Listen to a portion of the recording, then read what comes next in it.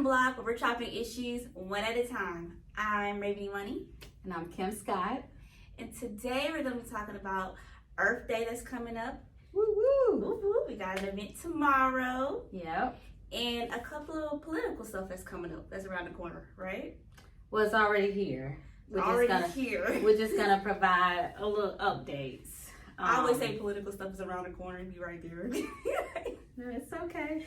So, Earth Day is actually on my birthday. Whoop, whoop. So, hence my t-shirt today.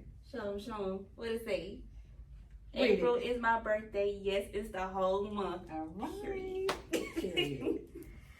So, and like Raven's Imani said, we are celebrating Earth Day, and typically we do here at Georgia One with the community. Yes. So everything is pretty much community led, community driven, community focused with our work. And so Community Earth Day celebration is going to be tomorrow, which is Saturday, April 20th at the Dunbar Recreation Center. Georgia One is has been collaborating with the Center for Black Women's Wellness.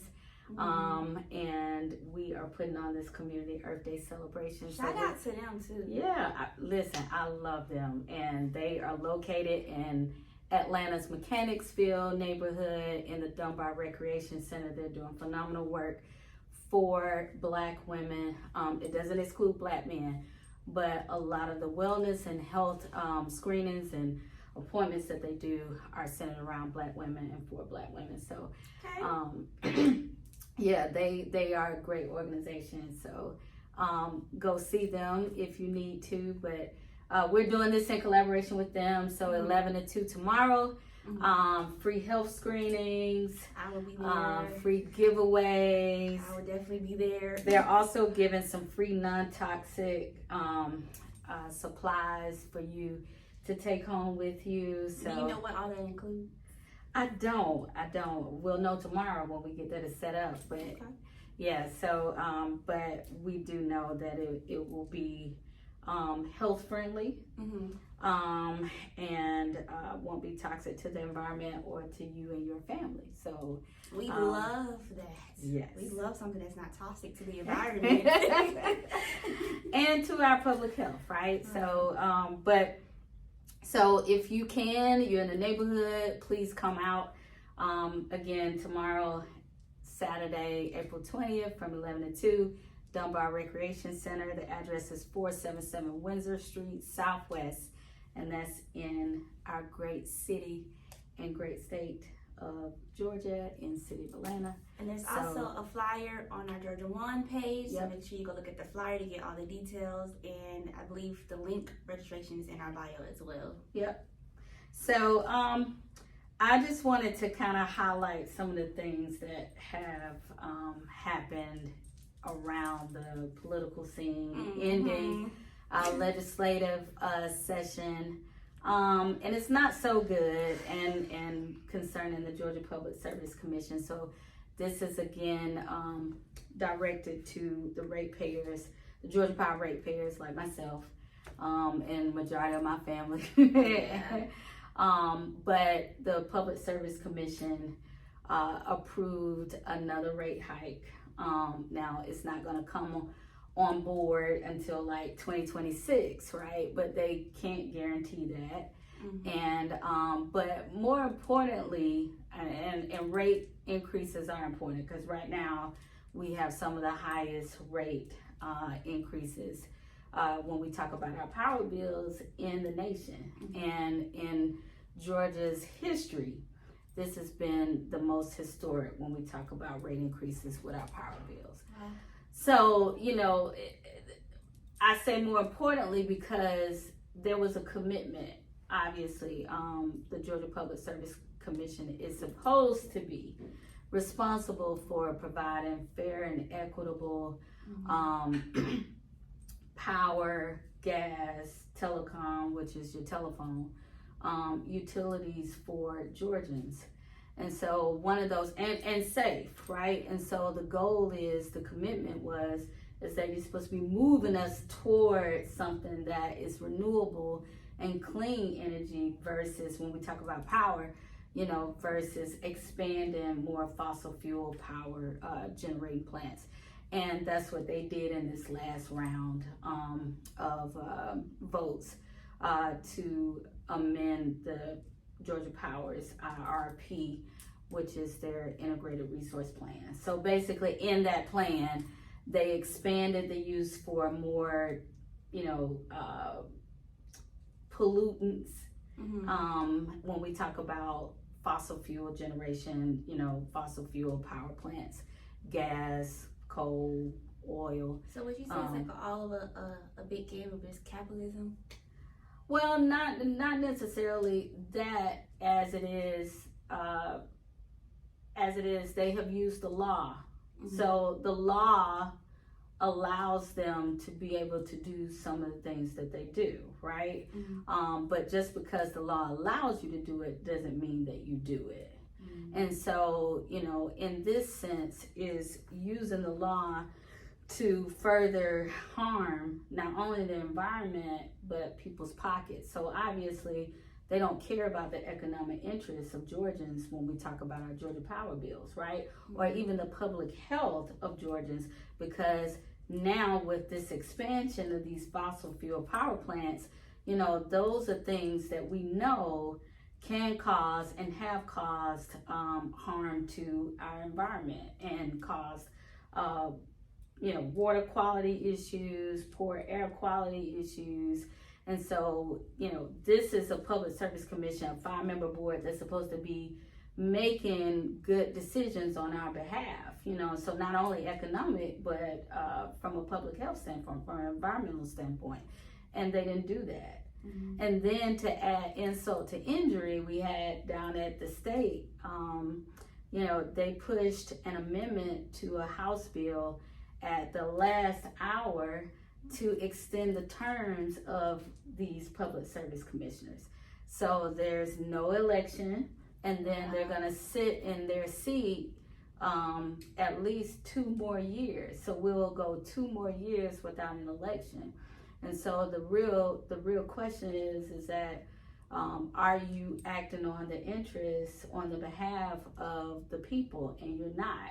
Right. You know, obviously with these laws that you have passed and in working with the state to extend their terms. So they'll say, well, no, I didn't have anything to do with that. And I'm sure that's something that you have to say. Right. But at the end of the day, this is what's happening. So you're using laws and policies to justify your interests and not the interests of the people that you are supposed to protect. Right. And defend and serve. So you said that it will start spiking in 2026, right? So for this last round of their integrated resource plan, so IRP, that was the conditions, and that's what they voted on, is that rates will not increase again until 2026. But also, you know, there's a disclaimer there that it may, you know, that they can't guarantee that. Right. Okay. So, you know, and that's already concerning, because like I said earlier, we already have high power bills. I mean, we've had the highest, this board, this Public Service Commission has allowed Georgia Power as a utility to, has given them the okay and the approval to increase our rates. And these will be some of the highest rates, and this is on top of consistent rate increases. So since I've been involved, you know, and going down there and testifying and stuff like that, we've seen at least 4 rate increases that this board has approved, this board of commissioners. Yeah, and so, you know, you try and say that it's a, you know, it's a negligible amount. Well, it's $2.98 or, you know, per kilowatt, you know, of power that you use. But what it equates to over time is what we wanted. So one of the things that we said was that, well, you need to do a cost analysis, right? And that needs to be part of the conditions of the stipulated agreement, you know, to approve this. Because at the end of the day, your ratepayers are still being hit with these rate increases, and you really don't have a measure, a gauge to be able to say how bad it's going to be, right? So I think that you need to have a cost benefit analysis or cost rate analysis in this agreement, you know, that you're approving for the utility, which is Georgia Power. So with that being said, with all the spikes and stuff, what can people do outside of going out there advocating to prepare themselves and their own family? Yeah, so I do think that you can contact Governor Kemp and tell him not to sign the bill.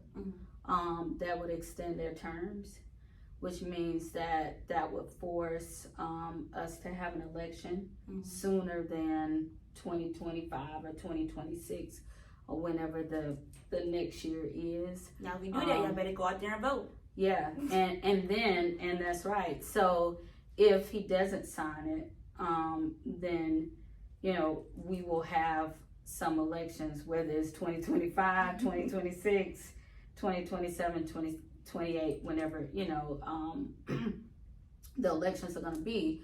But the goal is to get people in there now, and get some interest stirred up about who can be people commissioners, meaning that who will look out for the ratepayers, who will look out for the interests of the people where these fossil fuel power plants are located from an environmental standpoint. You know, they're having to breathe that air and drink that water, you know, that is being used, you know, the water is being used to help generate electricity and run these plants. So yeah, I think that this is a very important time in our history, and then also to look at, you know, the representatives that actually made the amendment to the bill, right?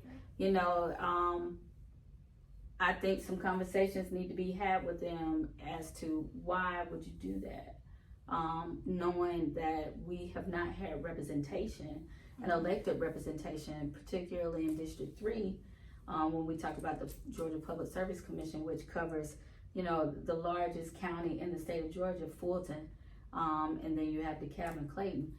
We have not had elected representation since 2018, I believe. Oh, wow. So, that's, you know, crazy. Yeah.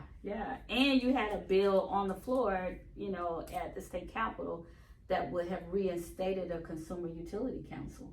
Wow. So if we had that in place, then at least we would have felt better, in addition to the work that some of the interveners like Georgia One is doing on behalf of us as ratepayers and, you know, just Georgians overall.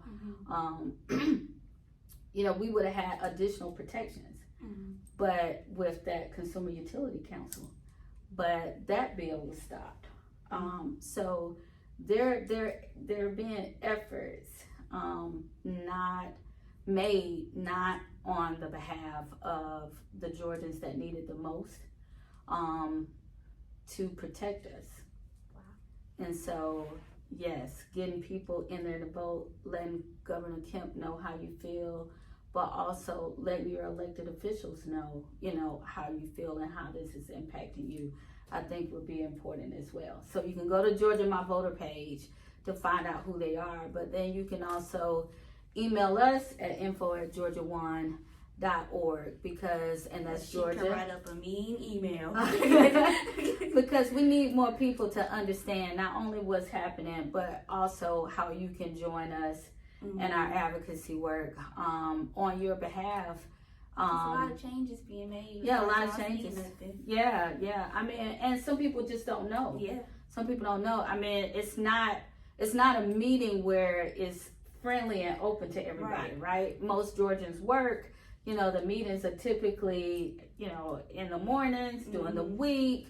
So, you know, it's not open. It's almost built-in suppression, right? Because, you know, they don't make it open and friendly for the average Georgian to attend, to even have their voices heard. Right. So, you know, we can offer that support, but also we need that support back from you all. Right. Because just like I open up my power bill, you open up yours too. And when you see those rate increases coming consistently, then you got to ask yourself the question, you know, why is this happening? Mm-hmm. And then we can be able to provide that background and that foundation for you, and then come up as a community, you know, with a strategic plan about how we get people commissioners on this board, but also legislators that, again, are going, you were elected to represent us.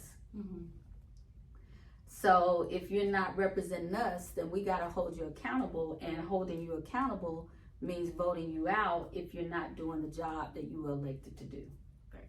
So that's ways that they can get involved, and we want to continue to push that, and not just telling you to vote, but telling you that by voting, all politics are local. Mm-hmm. Everything is political. And down to your power bill, as you see. But, you know, we thank you all for those that have been advocating with us and supporting our campaigns.